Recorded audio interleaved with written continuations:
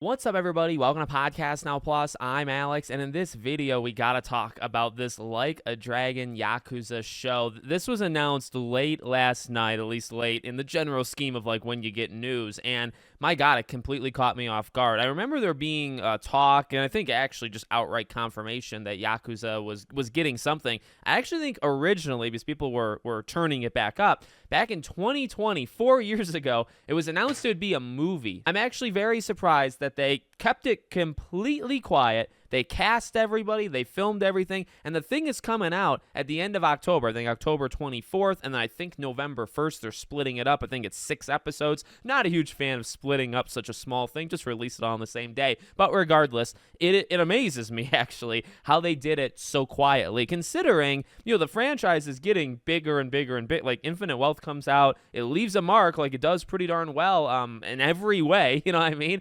So I'm really impressed they kept it quiet. But yeah, so TV show, on Amazon Prime, not actually a movie. And now here's the deal. I don't know literally anything about any of the people attached. So they cast Kiryu. That's a big part of it. They have a director. I think they might have 2 directors. And I believe, you can correct me if I'm wrong, one of the directors maybe did a Yakuza film, kind of like a indie type thing. I saw clips of it. Like I saw Majima and I saw Haruka, I think, even in it. And it looked pretty good. Like, there's situations where people, very, very small budget, they're just getting their feet under them. They make these kind of fan projects, which seems to me like that's what that was. I'm not 100% sure, though. And then they end up directing the real freaking thing, and hopefully they knock it out of the park. So other details is it's going to be primarily in Kamurocho. It's going to also be mainly in actually 2 different years, right? 1995 and 2005. So what they're doing, what they kind of have to do here, right? This is going to be part Yakuza 0,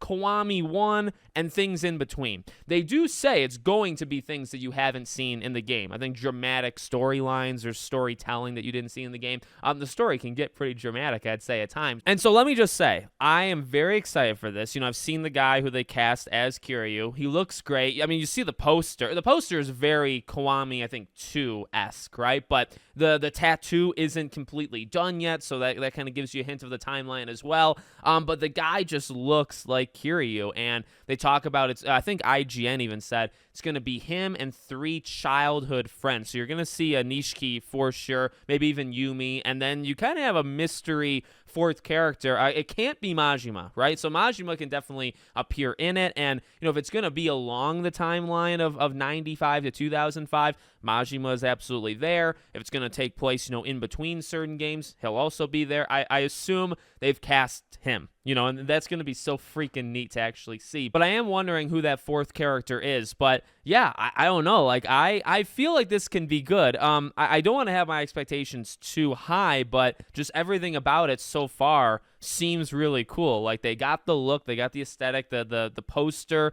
looks awesome. It kind of came out of nowhere, so maybe it's like we're in like a honeymoon period of like, yeah, let's give it a shot. What could go wrong? By the time the show comes out, we could still be in that honeymoon period. There's not enough time to criticize it. Ultimately, look, I'm going to be harsh on the thing if it needs it. If it's an absolute train wreck or if it's a disaster. They say that it's going to be dubbed in 30 different languages, so I'm going to be experiencing this as I've been experiencing the games. I'm watching in Japanese, hearing them in Japanese, reading it in English, and I don't know, I don't know. It fits what they're doing. I think you had the studio head of the team even saying, like, this is going to be an amazing product. Like, if you like the games, you're going to like the show, and the show does something or tells a different story. So, I don't know. Everybody seems very involved. Everybody seems very optimistic and proud of it. And that's something that, look, everybody feels proud about their thing. Any movie, even though the movie sucks or the show sucks, like, people are generally going to be proud of it. But just something feels different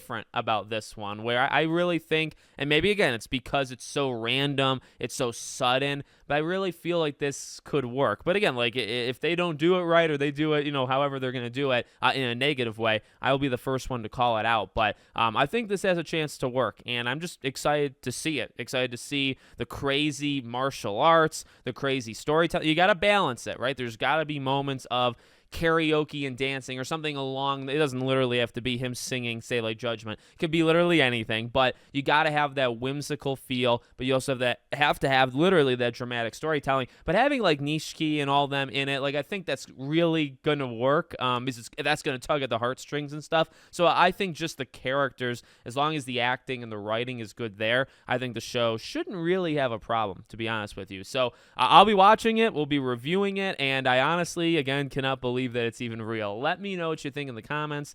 Make sure, as always, you're subscribed to the channel, bell icon turned on, and hope to see you all on the next one.